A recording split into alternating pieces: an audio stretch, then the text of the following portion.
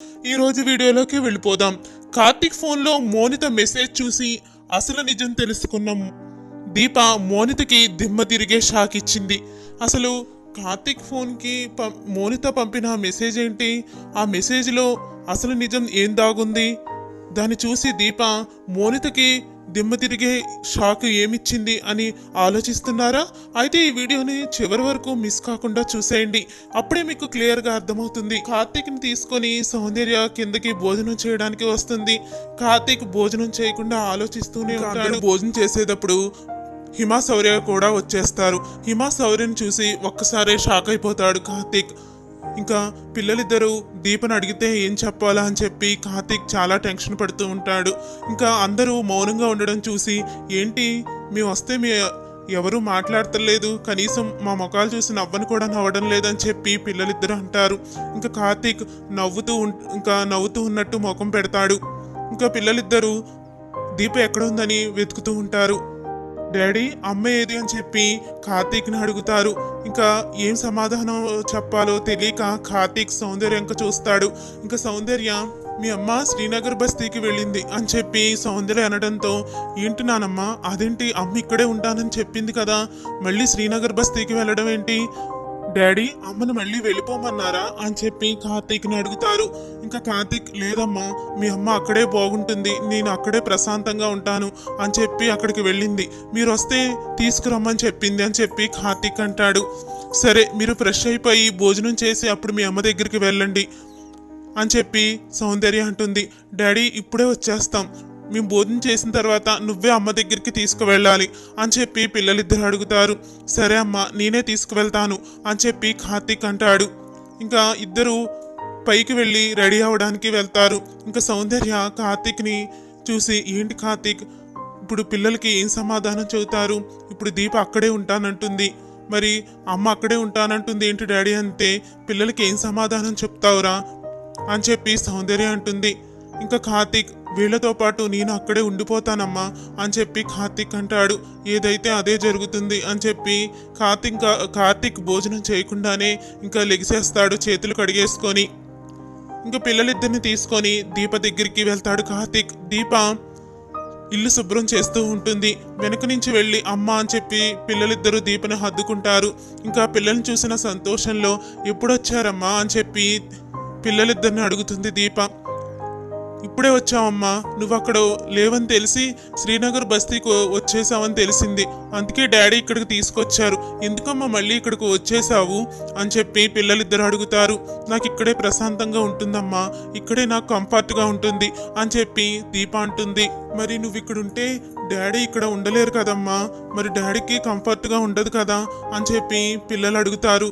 మీ daddy ఎక్కడ కంఫర్ట్గా ఉంటే అక్కడికి వెళ్తారులేమ్మా అని చెప్పి దీప అంటుంది.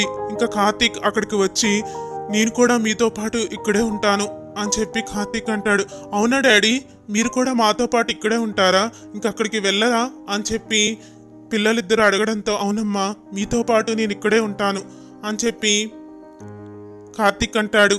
మా గురించి ఎవరు ఇబ్బంది పడక్కర్లేదు, ఎవరికి ఇష్టమైన ప్లేస్లో వాళ్ళు ఉండండి అని చెప్పి దీప అంటుంది. అదేంటమ్మా డాడీ మనతోనే ఉంటారంటే నువ్వెందుకు అలా మాట్లాడుతున్నావు?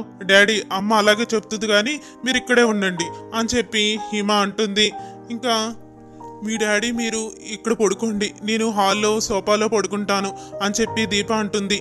దీప నువ్వు పిల్లలతో పడుకో, నేనే సోఫాలో పడుకుంటాను అని కార్తీక్ అంటాడు.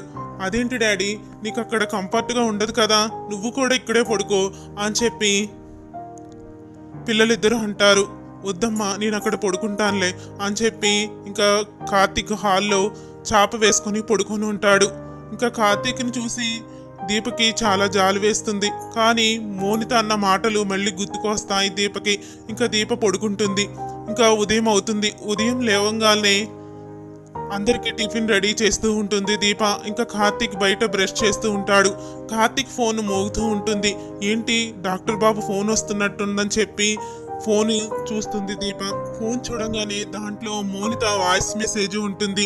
ఇంకొకసారి ఏంటి ఈ మోనిత ఏదో వాయిస్ మెసేజ్ పెట్టు ఉంది, అసలు ఏంటిది అని చెప్పి ఫోన్ ఓపెన్ చేయాలని చూస్తుంది. నాకెందుకు అయినా అని చెప్పి అనుకుంటూనే దాన్ని ఓపెన్ చేస్తుంది దీప. దాంట్లో, ఏంటి కార్తీక్, రాత్రి నేను మెసేజ్ పెడితే దానికి నువ్వు రిప్లై ఇవ్వలేదు, ఎందుకు? నా మీద కోపం ఇచ్చావా? నీకు అసలు నిజం ముందే చెప్పలేదని నా మీద కోపంగా ఉందా నీకు అని చెప్పి మోనిత వాయిస్ మెసేజ్లో చెప్తుంది. ఏంటి కార్తీక్, నీకు ఎలాగో పిల్లలు పుట్టారు కదా అని చెప్పి నేను ఈ నిజం చెప్పలేదు. అయినా ఇంకా నీవు మత్తులో ఉండి నీ ప్రమేయం లేకుండానే ఇది జరిగిపోయిందని, అందుకే ఎందుకు ఎలాగైనా సరే నీకు పిల్లలు పుట్టారు కదా అని చెప్పి నీకు ఇన్ని రోజులు ఈ విషయం చెప్పలేదు. కానీ నాకు డౌట్ వచ్చి నేను టెస్ట్ చేయించుకుంటే నేను గర్భవతినని వచ్చింది. ఇంకా ఏమీ చేసేదేమీ లేక ఇంకా పూజ జరిగే రోజే ఆ రిపోర్ట్లు వచ్చినాయి. ఇంకా రిపోర్ట్లు తీసుకొని సరాసరి నీ దగ్గరికే వచ్చేసాను. ఈ విషయం ముందు నీకు తెలియదని నాకు తెలుసు అని చెప్పి మోనిత మెసేజ్లో చెప్తూ ఉంటుంది. ఇంకా ఒక్కసారి, అంటే డాక్టర్ బాబుకి ఇది తెలియకుండానే జరిగిపోయిందా అని చెప్పి దీప ఆలోచిస్తూ ఉంటుంది. మరి డాక్టర్ బాబు, నేను తప్పు చేశాను దీప, సరిదిద్దుకోలేని తప్పు చేశాను అని చెప్పి డాక్టర్ బాబు ఎందుకన్నారు? ఈ తప్పు గురించి కాదా? అప్పటికి ఈ తప్పు చేశానని డాక్టర్ బాబుకు తెలియదని మోనిత అంటుంది కదా, అయితే మరి ఏ తప్పు గురించి అన్నారు అని చెప్పి దీప ఆలోచిస్తూ ఉంటుంది.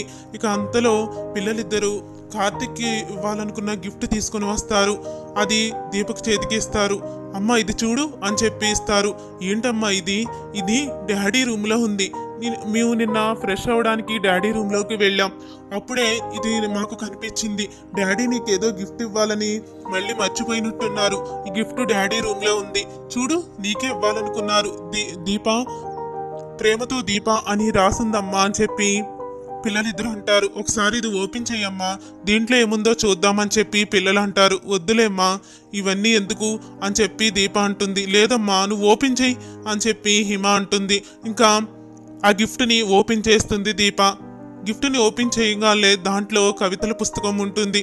అమ్మా, ఒకసారి నువ్వు చెప్పావు కదా శ్రీశ్రీ కవితలంటే నీకు చాలా ఇష్టమని, నీకు ఇష్టమైన పుస్తకమే డాడీ నీకు గిఫ్ట్గా ఇద్దామనుకున్నారమ్మా అని చెప్పి శౌర్య అంటుంది. అదేంటి డాక్టర్ బాబు, ఈ పుస్తకం ఒకసారి నా దగ్గర చూసి చింపేసి పడేశారు. ఇంకెప్పుడు ఈ పుస్తకం కనపడిందంటే ఊరుకోనని చెప్పి నాకు వార్నింగ్ కూడా ఇచ్చారు. అలాంటిది ఈ పుస్తకం నాకు గిఫ్ట్ ఎందుకు ఇవ్వాలనుకున్నారు? అసలు ఏం జరుగుంటుంది అని చెప్పి, నేను తప్పు చేయలేదని డాక్టర్ బాబుకి ముందే తెలిసిందా అని చెప్పి అనుకుంటూ ఉంటుంది. ఇంకా కార్తిక్ ఇంట్లోకి వస్తాడు. కార్తిక్ ఇంట్లోకి వచ్చిన తర్వాత ఇంకా ఆ పుస్తకాన్ని దాచేస్తుంది దీప. ఇంకా అంతలోకి కార్తిక్ ఫోన్కి భారతి ఫోన్ చేస్తుంది. భారతి ఫోన్ చేసి, కార్తిక్, ఒకసారి దీపని టెస్ట్ చేయాలి, హాస్పిటల్కి తీసుకురా అని చెప్పి అంటుంది. అలాగే భారతి అని చెప్పి కార్తిక్ ఫోన్ పెట్టేస్తాడు. ఇంకా దీప దగ్గరికి వెళ్ళి, దీప, నిన్ను భారతి ఒకసారి చెక్ చేస్తానంటుంది, హాస్పిటల్కి వెళ్దామా అని చెప్పి కార్తిక్ అడుగుతాడు. ఇప్పుడు వద్దులే డాక్టర్ బాబు అని చెప్పి దీప అంటుంది. లేదు, అంత ఆపరేషన్ అయిన తర్వాత ఒకసారి నువ్వు చెక్ చేయించుకోవాలి అని చెప్పి కార్తిక్ చెప్తాడు. డాక్టర్ బాబు, మీతో నేను మాట్లాడాలి అని చెప్పి దీప అంటుంది. ఇంకా కార్తిక్ ఇంకా మోనిత విషయమేమో అనుకొని, నువ్వు ఎప్పుడు అడుగుతావా, ఏం చెప్దామని నేను ఎదురు చూస్తున్నాను దీప, అసలు ఏం జరిగిందంటే అని చెప్పి కార్తీక్ మాట్లాడకపోతాడు. ఇంకా దీప అంటుంది, ఆ విషయం కాదు డాక్టర్ బాబు, మీకు సరోజ మరిది లక్ష్మణ్ తెలుసు కదా, ఆ లక్ష్మణ్కి మీరు వైద్యం చేశారు. మీ చెయ్యి చలవ వల్ల ఇప్పుడు దాకా తన ఆరోగ్యం బాగానే ఉందంట. ఈ మధ్య మళ్ళీ గుండెల్లో నొప్పి వస్తుంది, మళ్ళీ మీతో చెక్ చేయించుకుంటామని మీకు నాతో చెప్పమని చెప్పాడు. మీ హాస్పిటల్కి లక్ష్మణ్ని పంపిస్తాను, మీరు చెక్ చేయండి అని చెప్పి దీప అంటుంది. సరే దీప, అలాగే, ఈ విషయమే చెప్దామనేనా నన్ను పిలిచావు అని చెప్పి కార్తీక్ అంటాడు. అవును అవును డాక్టర్ బాబు, సరే రెడీ అవ్వు, మనం భారత హాస్పిటల్కి వెళ్దామని చెప్పి కార్తీక్ అంటాడు. ఇంకా హాస్పిటల్కి వెళ్ళే దారిలో పుస్తకం గురించి దీప అడుగుదాం అనుకుంటూనే ఇంకా అడగలేకపోతుంది కార్తీక్ని. ఇంకా హాస్పిటల్కి వెళ్ళిన తర్వాత భారతి దీపని చెకప్ చేస్తూ ఉంటుంది. కార్తీక్ బయట కూర్చొని ఉంటాడు. ఇంకా భారతి దీపతో, దీప, నువ్వు చాలా అదృష్టవంతురాలివి, ఇలాంటి భర్త నీకు లభించడం చాలా అదృష్టం. కార్తీక్ అందరి మగవాళ్ళ కాదు, నువ్వంటే చాలా ఇష్టం కార్తీక్కి. అసలు నీకు ఆపరేషన్ జరిగేటప్పుడు అసలు ఎంత టెన్షన్ పడ్డాడో తెలుసా? భారతి, నా భార్యని ఎలాగైనా కాపాడాలి, నా భార్య నాకు ప్రాణం అని చెప్పి చిన్నపిల్లలాగా ఏడ్చాడు అని చెప్పి భారతి అనడంతో ఇంకా దీపకి అర్థమైపోతుంది. మోనిత గర్భవతి అవ్వకముందే కార్తీక్కి నేను తప్పు చేయలేదని తెలిసిందని దీపకి అర్థమైపోతుంది. ఇంకా దీప చెకప్ అయిపోయిన తర్వాత కార్తీక్తో మీరు హాస్పిటల్కి వెళ్ళండి డాక్టర్ బాబు, నాకు పనుంది, ఇప్పుడే వస్తాను అని చెప్పి ఇంకా ఆటోలో బయలుదేరుతుంది. అలా దీప ఆటోలో వెళ్ళేటప్పుడు మోనిత అటువైపు నుంచి కారు వేసుకొని వెళ్తూ ఉంటుంది. ఇంకా దీపని చూసి ఇంకా ఆటోకి అడ్డంగా కారు ఆపి దీపతో మాట్లాడదామని మోనిత అనుకుంటుంది. ఏంటి దీప, నేను గర్భవతినని తెలిసాక ఇంట్లో నుంచి వెళ్ళిపోయావంట, నిజమేనా?